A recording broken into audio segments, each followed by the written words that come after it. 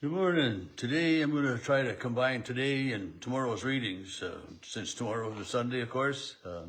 We'll worship with Holy Communion at both Mabel and our Savior's tomorrow. Mabel will be live as normally it is at 9 o'clock on Facebook here. So you're welcome to join us for that. But as we look at these chapters today, it begins in the 25th year of our exile.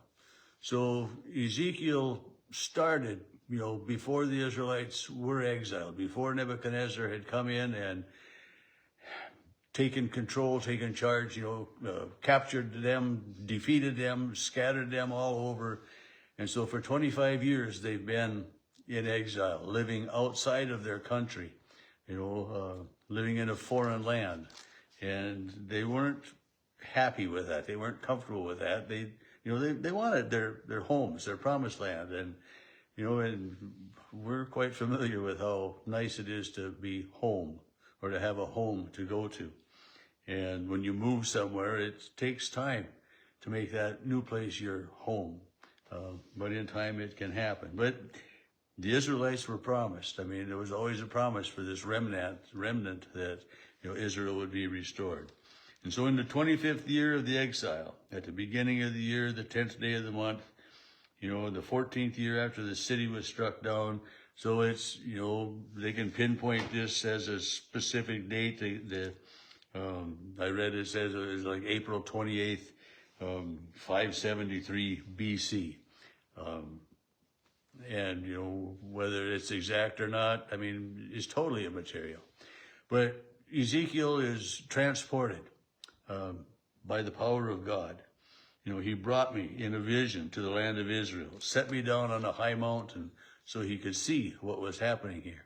And there was then, it says, a man there whose appearance shone like bronze with a linen cord and a measuring reed in his hand. So he had this linen cord and a measuring rod in his hand, and tells us this measuring rod was 6 long cubits long. And cubit is about 17 and a half inches, measures from the elbow, to the tip of the finger.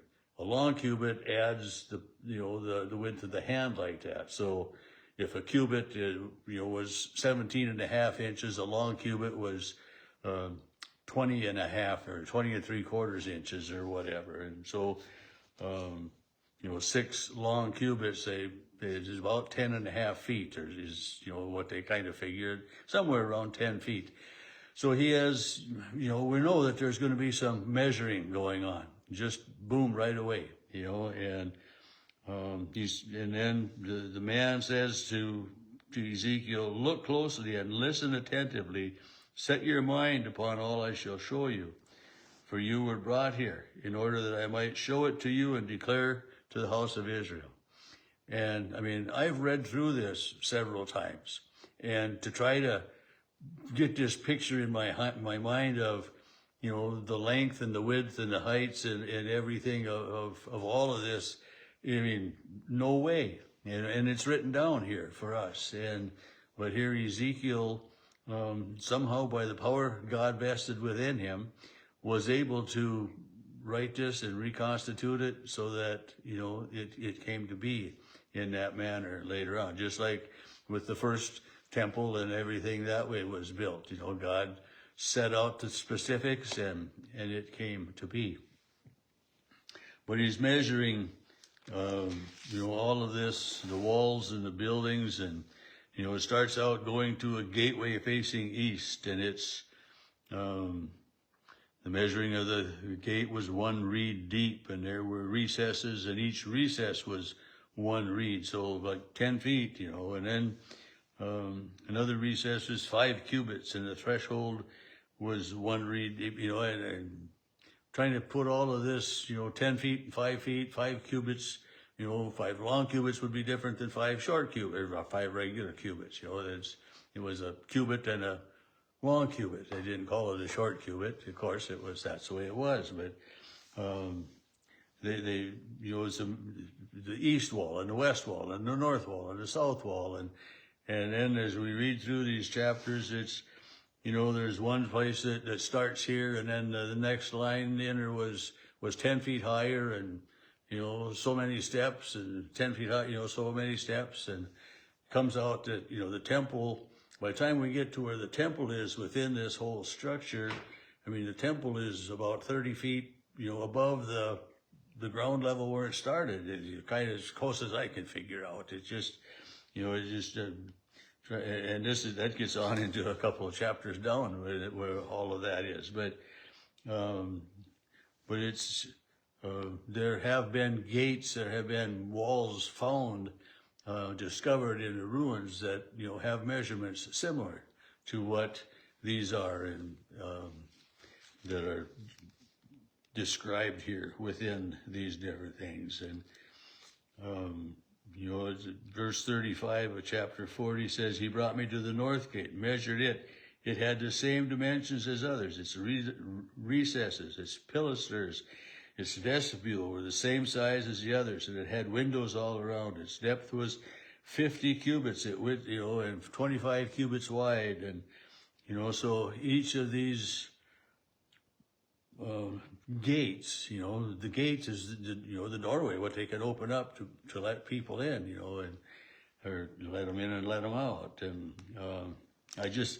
I wish I could get a picture of this really in my head, but in reading it, and just I get so overwhelmed with all of the numbers that, you know, and this is this and that, you know, and it's just way too much. And then, you know, further on in toward the end of where we read today, you know, when they talk about the restored temple or something else, I mean, then in my mind I said, well, that's almost bigger than what something else was, but it can't be. You know, I've had to misfigured something in my head, you know, as to sizing and everything. But this is going to be an enormous place, and it's, you know, it's place of worship, place for the priests to live, designated places for the sacrifices to take place. And when the priests were serving in the Holy of Holies, to say, just to call it that, that's not what they call it here, but when the priests were in the area where they would do the sacrifices and perform their duties, when they were to leave that, you know, they were to change clothing, because the clothing that they wore there was holy and set apart for that purpose. So there would be a changing room or something for them before they would go out into the other area of the building. And in one of these, way back into chapter 44, in verse 6 and on, is saying, you know, you got to keep this place sacred. You know, let no foreigners come in.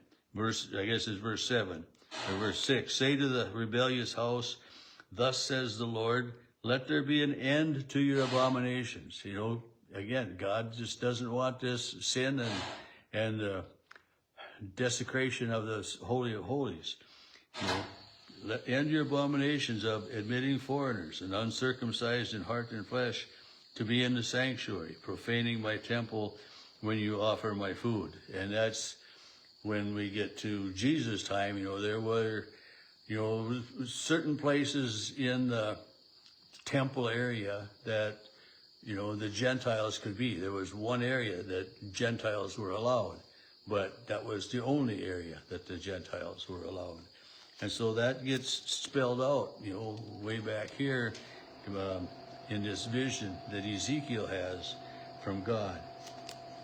And in verse 15 of chapter 44, the voice of God comes to, and it says, but the Levitical priests, the dependents of Zadok, who kept the charge. So the other priests before the exile, who, you know, let all of these abominations happen, who, you know, led the people astray, are out.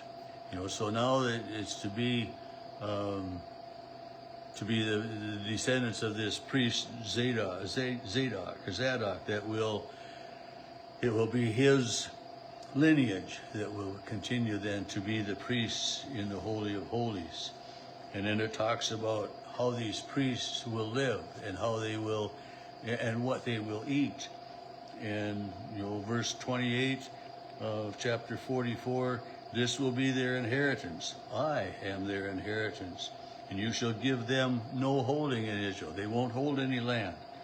But they will eat the grain offering, the sin offering, the guilt offerings, and they will, all of those offerings that have been devoted, that will be the food of the priests. And the last verse, chapter 44, verse 31, the priests shall not eat of anything, whether bird or animal, that died of itself or was torn by animals.